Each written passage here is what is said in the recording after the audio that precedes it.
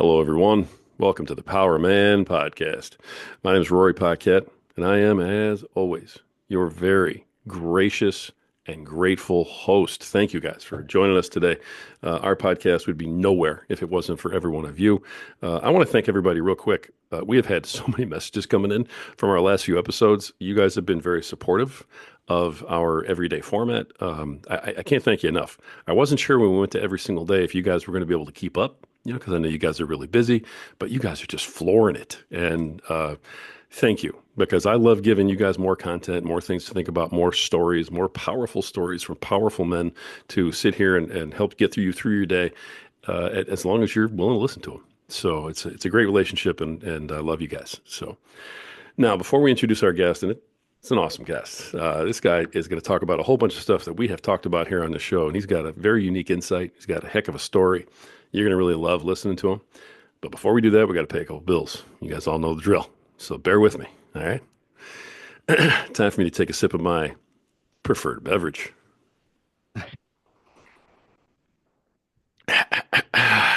Oh yeah, man, that is delicious, deep, dark, rich, bold, and beautiful, just like my wife.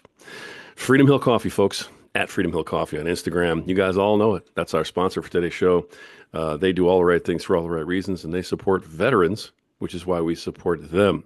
They brew a mean bean. Folks, go find them on Instagram at Freedom Hill Coffee and tell them Power a Man sent you. I actually need another sip of that now. That's not even part of the promo. Oh, yeah, good stuff. Anyway, let me introduce today's guest now that we're finally into the show, everybody.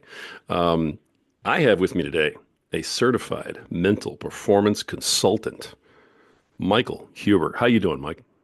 Rory, I'm doing I'm doing great. Thanks for having me. You have a fantastic podcast voice, by the way. Thank you very much. I You're appreciate welcome. that. I appreciate that. Yours isn't so bad yourself, man. I Thank you. appreciate that very much. Yeah, I try and use this thing just to get through to people, so hopefully it works. But listen, I love the title. And because I've had a chance to talk to you a little bit before the interview, I know what certified mental performance, consultant's about. But, for those of us who are out there and may not completely grasp the title, give everybody an idea of what it is you do. Yeah, so it's certified mental performance consultant, just a fancy way of saying I help athletes, particularly with mental skills, just in terms of helping them manage the mental side of their game, whatever it is, right? Whether you're a young man or young woman, you're a high school athlete, you're a college athlete. Really, a lot of the times when athletes get to that point, it's not the physical ability that limits their performance. It's the mental side of it, right? Am I being hard on myself? Am I lacking in confidence? Am I losing my focus, or am I losing my motivation because I'm not getting the results I want, or because of the environment I'm in? My job is to help them find perspective, to get the tools that they need to get the most out of their physical abilities. And it's something I'm really grateful to be able to do. Is I just love having that connection with young athletes. That's great. And I know that you've always had, kind of a connection with this sort of thing. You and I talked a little beforehand about, how does someone kind of like become, this? How does someone say, this is what I want to do with my life? You've got a couple of different stories, sort of in the same path that went down a couple different roads that got you here. Maybe let everybody know who Mike Huber is and how you ended up where you are now. Okay. Well, it's a long and sordid story, so I'll try to keep it brief. But sports psychology is my second career. At somewhere around 40 years old, I sort of started asking myself the question, what do I want to do with my life when I grow up? I had started out in the business world after graduate school in 1999, got into business consulting, spent some time in Chicago, worked most of my time in New York with big kind of consulting firms that you probably would know the names of.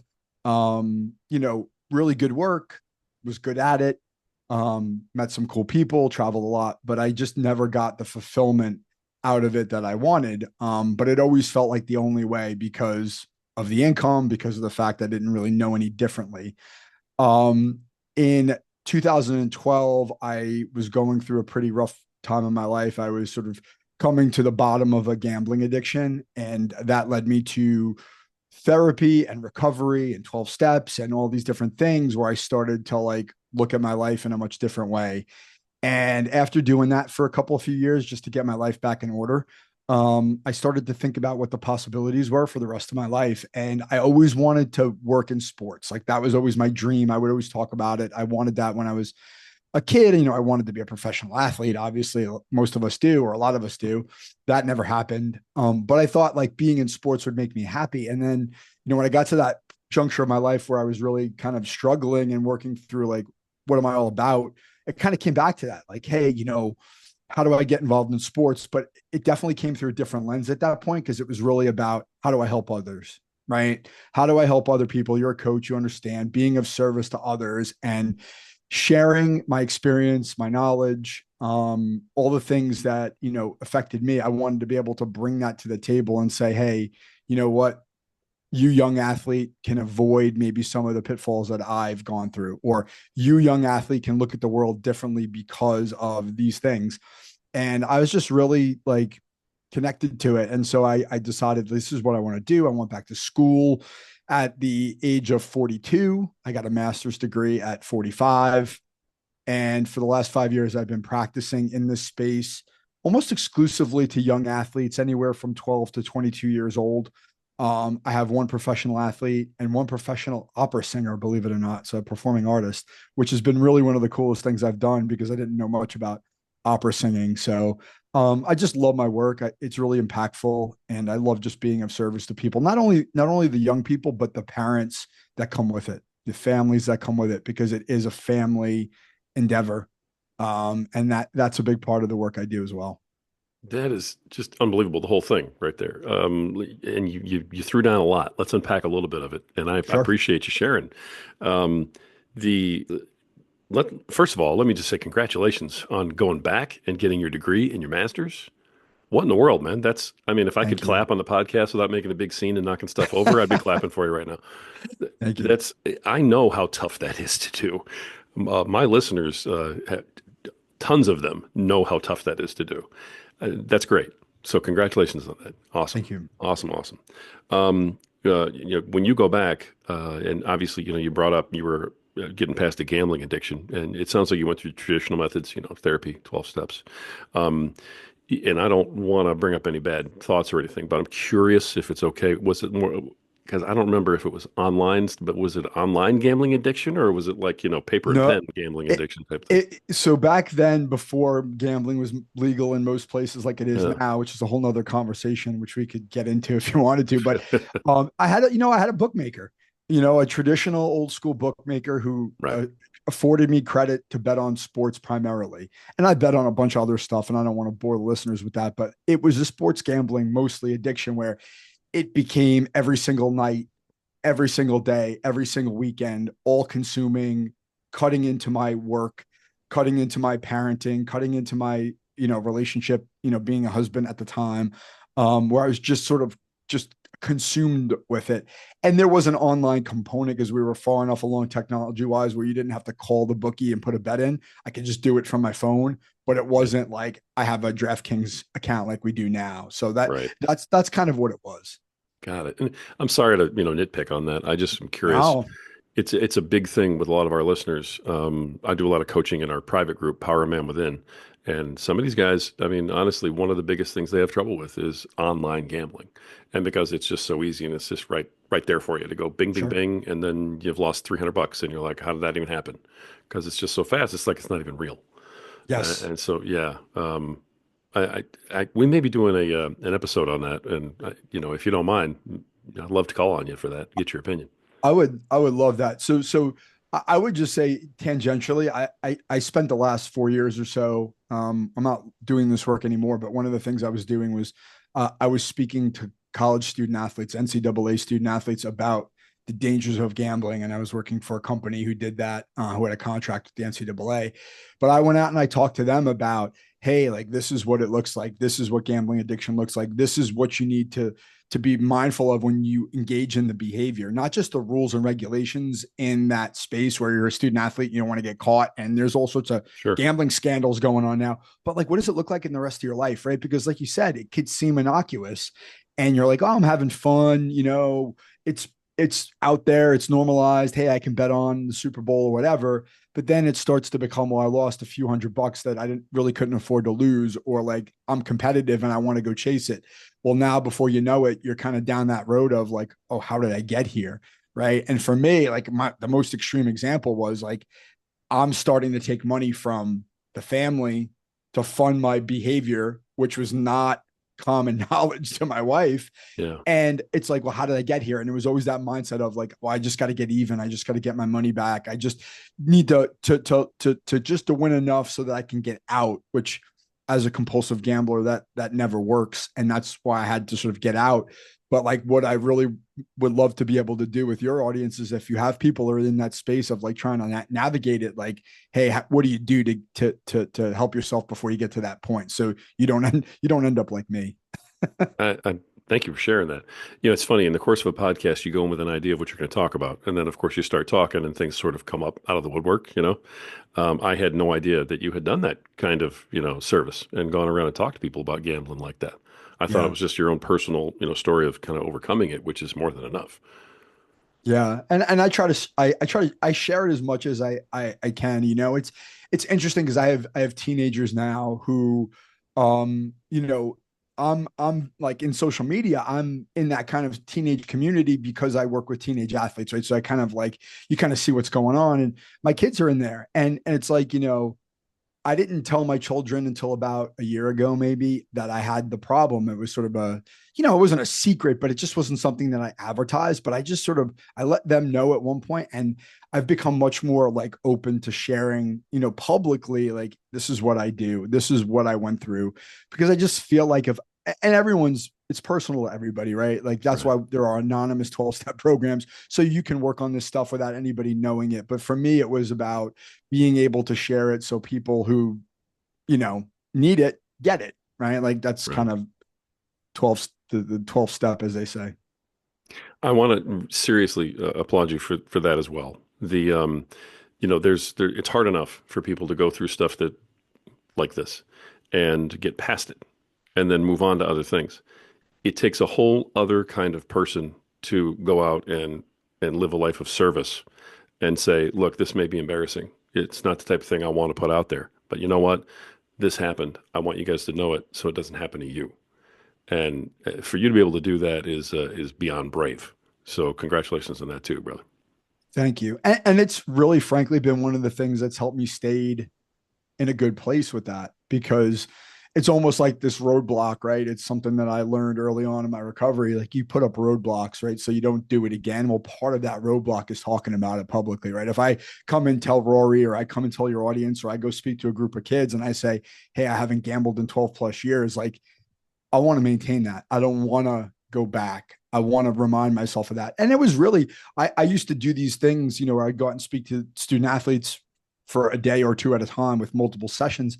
And it could be really taxing to sit there and talk about this, like rehashing the story of, oh, this is what I did. These are the mistakes I made. This is the money I lost. This is who I hurt. This is who I lied to. That can be really draining, but at the same time, it's like I know there's value in it, especially if there's young people. For me, it's young people are really the audience I feel like I connect well to. And if they can like sit on the edge of the chair and go like, hey, I got something from that. Like my father does this, or my mother does this, or my brother or my loved one, like, how do I help them, or how do I help Yeah, myself? Like that's worth it, and it has taken some work to be able to do that and get the bravery to get the courage up to do that. Yeah. good for you, man. Seriously, love it. All right, let me take you back out of that. And I apologize for spending so much time on that, but it's fascinating, and I wanted to make sure I was giving you credit, man, because it's huge. The You had some experiences in youth sports, some things like that. Mm-hmm. I believe in your profile, you were talking about some toxicity and things like that. Sure. I think most of us have a general idea, but you lived it. You were there, volunteer coach, the whole nine yards. That also was a path that helped lead you to what you're doing today. Tell us what happened there and how it led you to here. Yeah. So, I mean, I coached my kids for probably a good 10 years. They're teenagers now. They've sort of aged out of dad coach. But I always wanted to be a coach, right? That was something that I was passionate about. And I loved coaching them from the time they could barely stand up and hold a bat or whatever, shoot a basketball, to the point where, they started to compete a little bit. It wasn't necessarily the highest level, right? But the things that I would see, and if the word toxicity was in sort of what you read, like, I'm kind of always cautious about using that word because I think it's maybe even overused. I just think it's the way we've learned as adults. We were brought up a certain way. That's the way you're learned and you socialize, and then you kind of pass it down, and you don't really know anything different, right? What I saw when I was coaching was just, it was really more about the way parents or coaches communicated with young people, the expectations they put on them, focusing on the results, right? Asking, not making it a two-way relationship with a kid. Even though they're young, they still want something out of this. They still have an opinion. They still want to get better at something. And it was really more like, if you need to do this because I said so, right? And that would lead to a lot of unhappy kids. And so, like, for me, it was like, well, how do we sort of bring more of this, like, it's your experience, not mine. I'm just a guide. I'm not the director here. Like, I'm just here to help you, here to help you get what you want out of it. And it's hard, right? To volunteer coaches, we have jobs, we've got other things to do. We don't have a lot of time to give, and we don't have training, a lot of us. So we just come in there, and I didn't have training at that point. I just had some experience, like, in my life. But I think a lot of coaches come in and they want to help. And I don't never would knock a coach, but I just don't think a lot of young youth coaches have, like, that ability to sort of nurture the young person, because they're not trained. They've got other things to do. So for me, it was like, hey, what can I inject into this ecosystem, which is not going anywhere, to make it a better place? Sort of a bottom up approach versus, hey, I'm going to try to change the world. It's not my style. Nice though. Nice. Okay. So it's those experiences and everything else that we've talked about so far that leads you to doing what you're doing. What's the thought process? Was there a light switch moment? Was there some watershed where you called? I mean, how does somebody go from where you were to being a certified mental performance consultant? You'll appreciate this because you're a coach. I was My therapist at the time referred me to a career coach who specifically would helped actually, I believe, helped her at that time in some capacity previously with a career change. And so I went to him, and actually, over like a year or year and a half, it was this very, very deliberate process of figuring out what I wanted to do in the next phase of my life. It wasn't, I woke up one day and, like, I really want to do this. Like, I knew I wanted to be of service. Like, that was sort of at the core of it, but I didn't know what it looked like. And it wasn't just the content of my work. It was the conditions of work. Did I want to work for somebody? Did I want to make a lot of money? Did I want to work for myself? And that kind of worked itself out over time, where I started to research careers that met my criteria. And eventually it was, hey, this sports psychology thing kind of works for me, makes sense in terms of what I'm good at, what I want to do, and what I'm looking for. And that's what led me to make the decision to go back to school. So that was a process. It wasn't like an epiphany. That's okay. I love that. And so you said went back to school. Is that when you got your degree and everything, was that related to this, the Yeah. title that you have? That's what you went Yeah. to school So for. I got a master's degree in sports psychology, and Great. Okay. the master's degree program, the curriculum was aligned to the certification. So basically it was like coursework in sports psychology, but then it was also field work, which is like internships, where I had to do internships unpaid as a 40 something year old dad going to high school for 30 hours a week, not making any money doing it. So there was a level of sacrifice that also put some strain into my relationship, which ultimately I was a catalyst for my divorce. But Oh, that's a whole other story. But, like, yeah, it was a real conscious choice to go back and get the training I needed to be professional, and not just go out and call myself a mental performance coach. sure. Absolutely. And that's great. And pardon me for just, I'm trying to connect the dots. You know what I mean? I wanted to make sure that I was clear about that with everybody Yeah. too, because people do that all the time. They're just like, oh, I'm a certified. And I think they're just making up the word certified. You know, if you're not certified, don't say certified. But people are like, I'm a Yes. certified cupcake maker, you know, and you're like, what certification did you get for that? So you actually got a master's degree in what you're doing. Yes. Yes. Thank you for saying that. And listen, it's not my place to judge people because what I've also learned through my experience is, if somebody can help somebody and it's valuable to the person looking for the help, I believe to a certain extent, the title doesn't matter. Right. Like if you can help someone be of service and help somebody get what they want, like then it's worth it. Right. However, I think there's a lot of people out there who call themselves whatever they want to call themselves, and there is no credential, there's no substance underneath it. And then that leads to disappointment from the person looking for the help. Right. So, Exactly. you know, No, I love that. I love the distinction. And I assume that gives you, you know, some credibility too in starting up your coaching business. Oh, definitely. Yeah, I'm not. Listen, the master's degree part of it is big, right? To have that training, to have a piece of paper. Still, we still live in a society where formal education is really highly valued. And we can have a whole debate around that. But yeah, I think the thing about the master's degree for me that was most important is like, you talked about going back to school as an idea, especially in midlife, right? Like I loved it. I immersed myself in it. The idea that I could just go to learn and get better and not like my grades were really good. I did really well, but it was only because I loved it so much. Like I Yeah, loved school because I loved what I was doing. And I immersed myself in that education process. And that was so much fun. It's like one of my fondest memories, in terms of my journey, because I just was so happy learning something new that I was really passionate about. that's great. I'm one of those who went back also, and I know how tough it is. Oh, It's another reason why I'm giving you the applause because on a personal level, I know how difficult it is when you're, you know, on in life a little, and you walk in and you walk up to the front to sharpen your pencil, and one of the kids goes, "Hey, are we just getting the syllabus today, or or is it gonna be an actual class?" there was And you're definitely like, some of that going on for me. I'm not the teacher, bro. I'm just an old man going back to school. Yes. So the struggle is real. I Yes, it understand is. totally. All right. So now, how long have you been doing the certified coaching? 5 years. Five So years. March of 2020 is when I graduated officially, which is exactly the time where COVID started. So I started my business in March of 2020. All right. Well, we got to go there. What was it like trying to start that kind of a business when you can't even be hands-on with, you know, an athlete? I mean, trying to do all that through Zoom had to be unbelievably challenging. Well, fast forward to today, I would say 90% of my clients are Zoom. So I think it Ah, was a good thing in terms of, and I think this is universal. The Zoom model was proven out to a certain extent, right? Where we could do our work remotely if we need to. And I think it can be a crutch.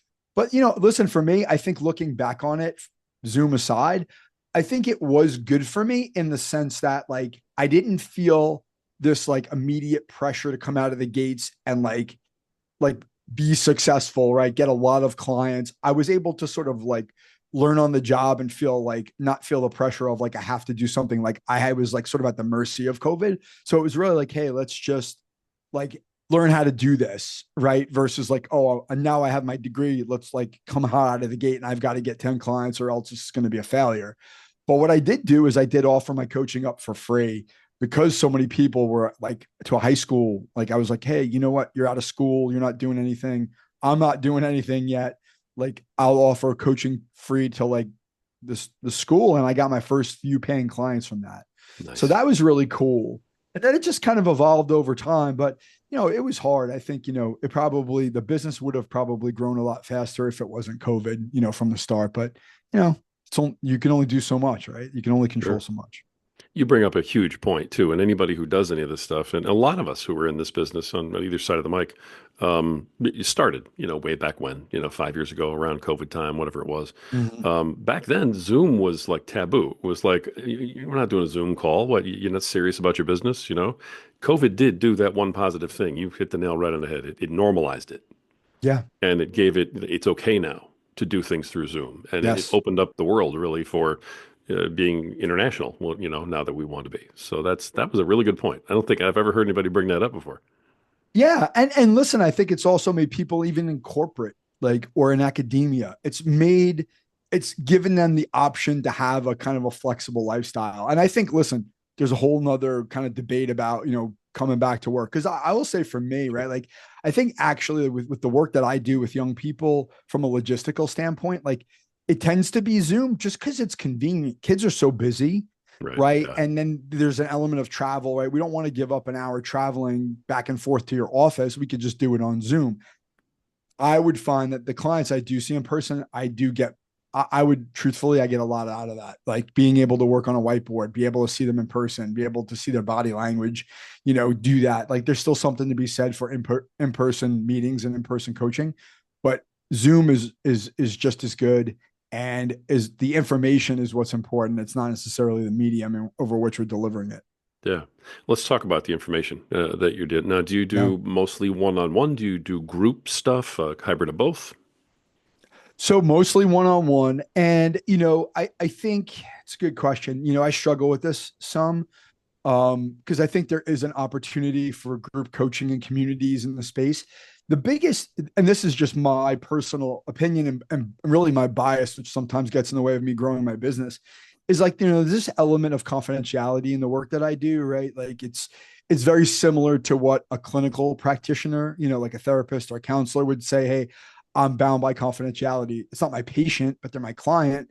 And like I have to be really careful about like divulging, who I'm working with. Because a lot of times in this kind of space, even though it's not a clinical mental health setting, it's still a mental health adjacent mental, coaching. And, people don't always want to know, they don't want other people to know they're doing it, you know, and I have to honor that. Right. So the group coaching idea can be a little bit tricky because people, especially young kids, are just not maybe necessarily comfortable getting into a group setting. But I also see like the value of having young people kind of talk to each other about this stuff, almost like, these kind of communities where they can share with each other because they're in it together. But I haven't really quite figured that out. I've done some coaching workshops and some school workshops and things like that, which I think there's a lot of work out there, people out there who do that. But I love the one-on-one space. I just feel like that's where I'm best able to connect and like communicate and transfer information. I love that. It is a fine line. I mean, that's a great point. And it depends on kind of what your subject matter is, how deep you're going, and I guess what the coaching really is. Mm-hmm. Because I think that's also, part of it. If you're doing a group deal, like a webinar type thing, you can have lots of people, but you're not diving down deep into some one Right. person's issues and Yeah. psychology and stuff. So all right, I appreciate that answer. So you've got are there particular sports that you specialize in or work with, or are you just pretty much, hey, it's mindset, so I can do everybody? Well, I think that the applicability of the skill set is pretty much to everybody, right? Like I mentioned early on in the podcast, I work with a performing artist and opera singer. Mental performance coaching, the kind of sports psychology training that I'm doing, is actually spreading into the business world. So you're starting to see, and it's actually the biggest employer of sports psychology professionals is the military. The US military Oh, is the wow. biggest. Yeah. So a lot of mental resilience training and what they call MRT and working with special forces and frontline people to deal with the stress of, obviously what they go through. Right. So the application is broad. Right. So, but for me, I work with all different types of sports. It's more about the age group, but I would say my biggest sport is baseball. I'd say about 40 to 50% of my clients are baseball, and there are reasons why that is. It's my favorite sport. It was my favorite sport to play. It was my best sport to play, and it's probably the one of the best sports in terms of um, applying the training because of the nature of and demands of the sport. Nice. Nice. I didn't know that at all about the military, but the more That's a more I'm great thinking fact. about it, ever since you said it, I'm going, that makes a lot of sense. And a whole bunch of our listeners just perked up because we have a ton of veterans and first responders on this program that listen Yeah, and comment all the time. So they all just kind of went, wait, what? yeah. Well, So, and the first responders too is another group, right? So when I was doing my internships, I worked for a consulting practice in New York City that consulted with the New York Fire Department, New York City Fire Department, right? And did mental performance training with the first responders, right? Like, how do I stay calm and focused and present when I'm trying to do something that's really, really stressful and emotional and I'm about to go into a burning building? How do I maintain like my center?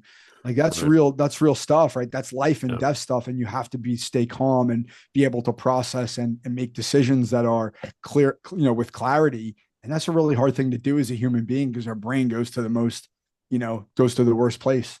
Yeah. Wow. All right. Now, I don't want you to give away the secret sauce or anything. Okay. But, if I'm let's say I'm a catcher, I'm on the baseball team or better yet, let me rephrase this.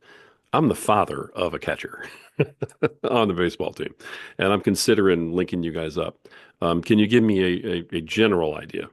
And again, nothing specific. I don't want you giving away trade secrets, but just a general idea of like what my son might expect from working with you in that capacity. Okay. It's a great question. I go, and I think you may have made reference to this before. I really go out of my way to make sure that I'm what I would say, what a lot of people would call in the sort of, coaching or counseling field, meeting the client where they're at, right? So really understanding what they're going through, right? It's not, my work is not a formula or a system of like, hey, if you do this over X number of weeks, like you're going to come out and have this, this guaranteed outcome. It's, hey, what are you going through, right? What do you need help with, right? And how can I help you, right? Now, in that, as I'm starting to get to know them and building trust and buying, because I think with a lot of young people, that's a big part of the process is, hey, there's this middle-aged guy that I don't know that my parents are like kind of introducing me to, like what's going on here, right? So I really want them to feel like I have their best interests at heart. I'm connected to them. I'm listening to them, that their opinion matters, that I'm hearing them. But once I know kind of the basics, it's let's start trying these things that I think could help you on the field address the concerns that you have, right? It might be some sort of breathing technique. It might be some sort of mindfulness where I'm a big believer in that for like a baseball player, right? It's easy for our mind to go, to the places where we don't control the future, the past, my feelings, my thoughts versus, hey, I got to play the game out here in the present moment. How do I do that? Well, I've got to know my mind's going there before I can do anything about it, right? My self-talk, imagery, all these different skills, right? I try to like kind of build those little skills one by one. And I'm a big simplicity guy with a kid, right? Like if something resonates with them, let's do more of it. Let's find that thing that works for you and let's build the accountability and consistency so you get good at using it all the time to the point where you don't even need me anymore. Now, some kids want like, the next level, right? They're really, really good and they want to build a bigger toolbox. How do we add complexity to that? How do you start to toggle these skills? That takes time, right? But every kid is different, right? If I fix someone's, if I fix someone's problems, and that's usually the premise of coming to me, some Sure. problem Yeah. exists and I need to fix it. If I can do that in 8 sessions, great. 2 months later, I feel better. I have my tools and I go on my way and I do my work. But some people really want that continued support and they want the continued development and like that progression of, hey, how do I continue to get better at this so I can like meet the demands of, college and pro, et cetera, et cetera. Love that. Wow. I have three kids. They all played sports. And my daughter didn't want to pursue it after high school. Both my sons, were looking Yeah. for college stuff. And I've had coaches with them for their sports and stuff. Yeah. Um, Not good experiences, unfortunately. The one thing I never heard from any coach was how you started, and frankly, how you continued through that entire dissertation you just gave me, which was great. Um, and you started with, I meet them where they are, and it's all tailored to them. And every single time we tried to bring in an individual coach for whatever it was, I have this program. I'm trying to take your square peg and put it in this round hole. And my boys, they're bigger than I am. They're gigantic. And they were just like, Dad, seriously, I have to do this, you know, and we didn't really get anything out of it. You know what I mean? Except additional reps, which we could have done down at the park, Right. ourselves. I love that part of it. I think that makes you very unique in your space. Yeah. I appreciate that. And that's something I've always been really um diligent and passionate about is that it is important because that kind of comes from my youth sport experience. Listen, when you're a team coach, it's hard because you kind of got to like divide your attention. You got so many kids. It's hard to give everybody individual attention, although that's I would say is the goal as a coach is like getting to know each kid. But in an individual coaching setting, right? Like to me, it has to be the biggest challenge I have with that though is right with the kids love it because like you're talking to them on their level. you're understanding them, which a lot of times doesn't happen. A lot of kids don't get listened to, or that they don't feel understood. And that part makes them feel really good about, hey, this guy cares about me. And now that gets the buy-in for I'm willing to try to do the things that he suggested because I know he cares about me and he has my best interest at heart. The challenge can be there is with the parents where it's like, okay, like, this is taking longer than we want, or this is costing more than we want, which is a very real concern. And I'm trying to be as mindful of that as possible. But sometimes I'm not able to give people solutions and family solutions on the timetable they want. And that's something I fight the urge to sort of cave to, of like, oh, I got to give them stuff to do that works quickly. And now I'm kind of doing them and myself a disservice because I'm kind of trying to like bake the cake too fast. Sure. Sure. No, I can absolutely see the other side of that 100%. I've been on the dad side of the situation, Yeah. so And I I'm understand. on that side too. Yeah. Yeah. It's true. Yeah. That's awesome. That's fantastic. Thank you for walking us through that. I appreciate it, and I hope you didn't, give anything away to anybody in doing that. So, I'm not um, worried about that. do you do it like is it a buy session, or what's some if somebody, again, I'm a dad, I call you up. What are my options? What's the parameters within which you work? So then if anybody's listening and they want to hire you like right away, aside from really taking a lot out of your story and they're going, hey man, my kid, let's call this guy. What are they looking for? Yeah. So that's been sort of a trial and error thing for me from the time I started the practice. But where I've landed, at least right now, is I try to do 8 sessions, right? That gives me time to get to know the kid, like we've talked about, like spend time getting to know them. There's a bit of an intake process. Then there's sort of a middle phase in that 8 where we're starting to experiment a little bit potentially. And then listen, it could be by the time we're done with 8, which may be 2 or 3 months, 8 sessions, then it's like, hey, I'm great. I've got this down. I'm applying it. I feel good. I'm going to go do it on my own. Great. Right. For some kids, it's like, hey, I'm still getting the hang of it, but I really like working with you. Let's keep going. Right. And some people are like, no, this isn't working for me. So sometimes I'm very flexible. I don't have any coaches that work for me. Like it's all my decisions, right? So I try to be as flexible too with clients, right? Whether it's pricing structures or, you want an out sooner or like you want to pay over time. Like I don't want that to be the barrier to entry. Like I want to work with your kid. Like that's the most important thing to me. So I like to have a structure and a framework just so it's like everything's kind of universal starting point. But if you need something different, I'm willing to work with you, whether it's tailored for an extended period of time because you want to invest, or it's, hey, I'm not sure I want to commit to 8. Let's try to structure it in a way where I've got a little bit of a parachute if this doesn't start off on the good foot. I'm open to all of that, but I do like to have a bit of time to just solidify the relationship so we can like really make a clear judgment about is this a good fit or not. And that can't be done in session by session, which is where I started normally. It's just not a good fit for me. Excellent. Excellent. Okay, good deal. So I'm doing the math in my head. So it's usually a 2 or 3 month process to kind of get Yeah. through and decide if you want to keep going and so on. But that's what people should expect. And it Yes. sounds like it's maybe a once a week, every Yeah. every week. Once a week or every other week, depending on availability and schedules. Yes, Good deal. Good deal. Now, if people want to hear more about this, you also have a podcast.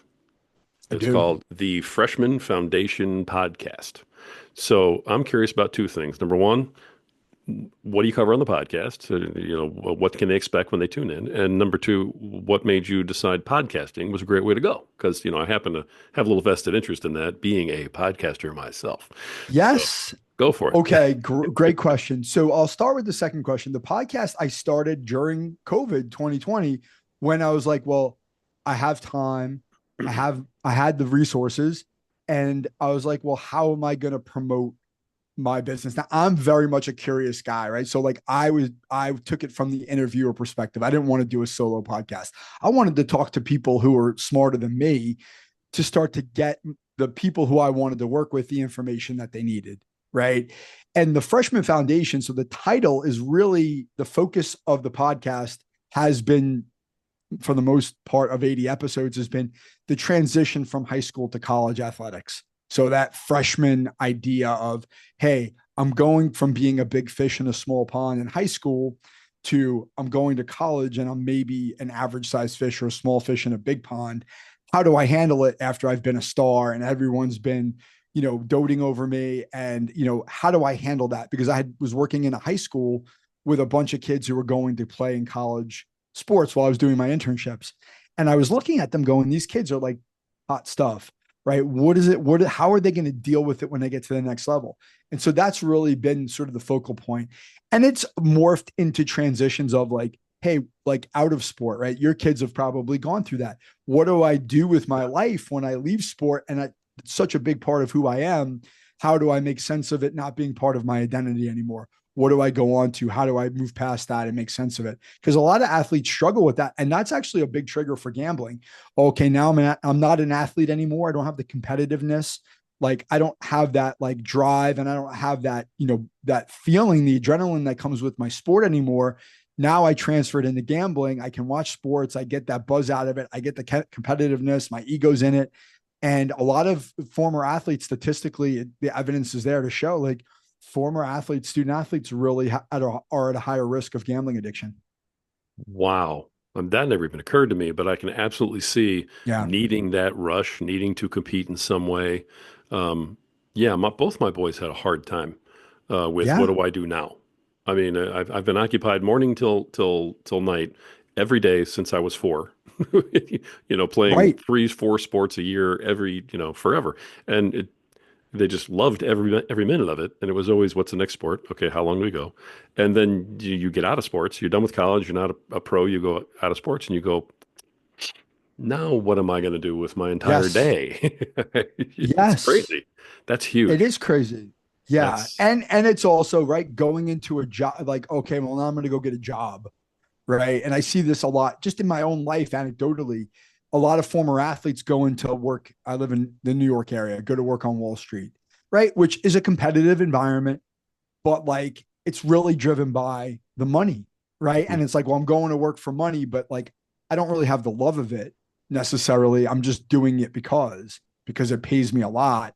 And like I think that a lot of athletes like they want to be coaches and they want to be teachers because they love that aspect of their lives, but they don't feel like they can do it because of the pay and because of the perception and all those different things, right? So like kind of giving those athletes a space to kind of explore that, like what do I want to do next in my life and how am I going to handle it when I don't have that structure and that meaning wow. in my life. It's a big change.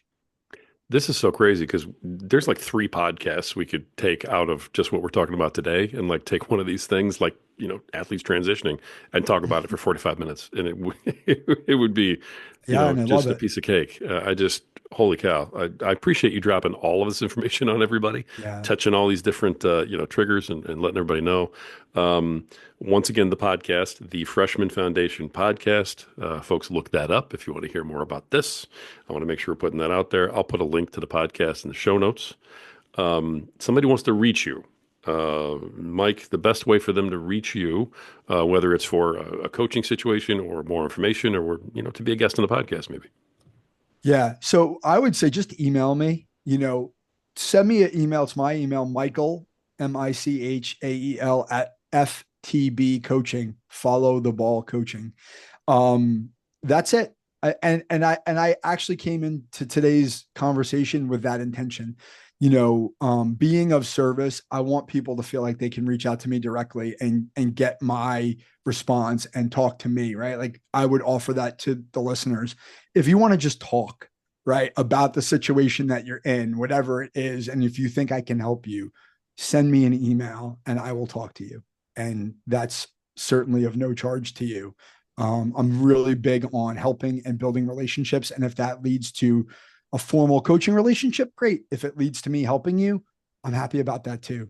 Right. Everyone's got to find their fit. I might not be someone's cup of tea. That's cool. I'm okay with that. That's great.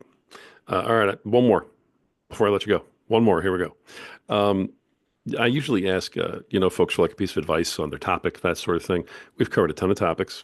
You're talking to multiple people right now. You're talking to parents of the athletes. You're talking to the athletes themselves. We have a good swath of young men who have, come on here and become listeners. Awesome.